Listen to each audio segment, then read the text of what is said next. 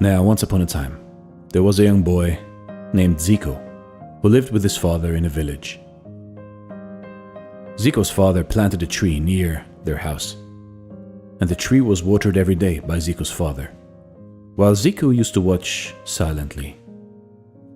One day he asked his father why they would grow this tree, and his father told him that the trees are like children, and that in the beginning you have to water them and nourish them, and if they grow right, you can sit under their shade and they nourish you afterwards.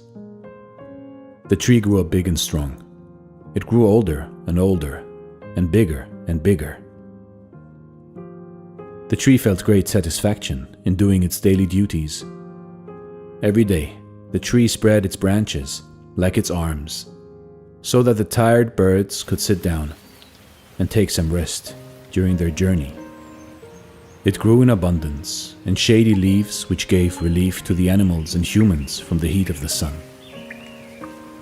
It grew fruits too, which dropped down and fulfilled the hunger of beings.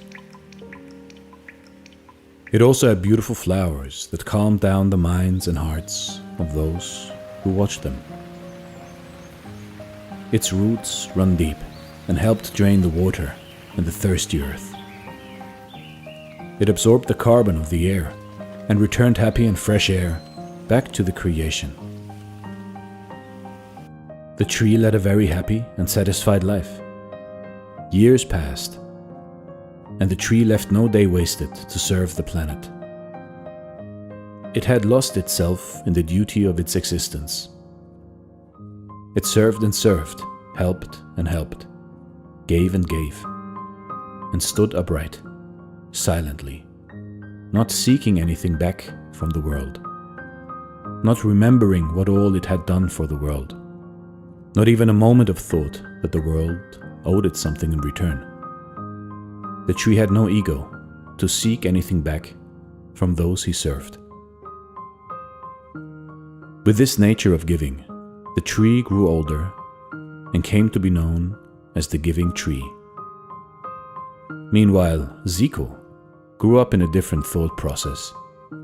He grew up as a seeker, totally opposite to the tree which his father grew, which was a giver. Zico was a selfish man.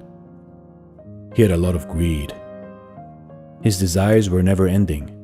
Whenever his desires could not be fulfilled, Zico grew angry and upset, picking up and throwing things around. And whenever his desires got fulfilled, he immediately had another set of desires. So in this way, Zico lived unhappily, seeking, being greedy, and ever unfulfilled. He was caught in the mischievous cycle of desires, which, when unfulfilled, always led to anger, and when fulfilled, led to new desires. A typical cycle of desire. Due to Zico's angry nature, he was abandoned by his friends, his wife, his children, and in the end, his village. He was left all alone. He became homeless. He felt that all his life he had worked and lived for his family, his friends, his neighbors, and his community. And today he was abandoned and was left alone by everyone. He went into self-pity mode. The feelings of self-victimization and self-pity swallowed him, and he lived his life cursing the world and calling out loud that the world used him. He would walk around the village like a madman, screaming out loudly, "This world has abandoned me and used me." And eventually, he sat down under the shade of the tree which his father had planted. The tree, as usual, was singing in the joy of his daily service to the world, with birds on his branches, eating its fruits and enjoying its shade. The tree had lost itself in the joy of serving the world, when suddenly its meditation and its duties were broken by Zico, sitting along its trunk and crying. "Zico, what happened?" the giving tree asked when he saw him crying. "Can't you see yourself?" Zico replied. "This world used me. Everyone has used me. I just came to this world to be used."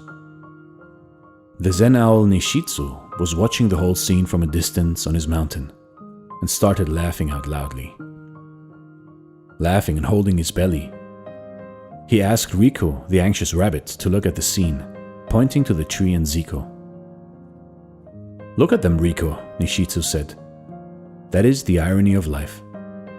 One man has lost himself in the grief of existence just because he wants and wants. That man feels heavy, so he will suffer and suffer and will die craving. The other, which is the tree, has lost itself in the bliss and joy of giving and giving. That tree will blossom even more. It feels light. It will rise and rise to the highest heavens. Both were planted by the same man, but both have taken different paths. Both got used by the world. We all are here to be used by the world. And it is a wonderful thing to be used by existence." Saying this, Nishitsu the Zen owl retired into his hut to prepare his cup of tea.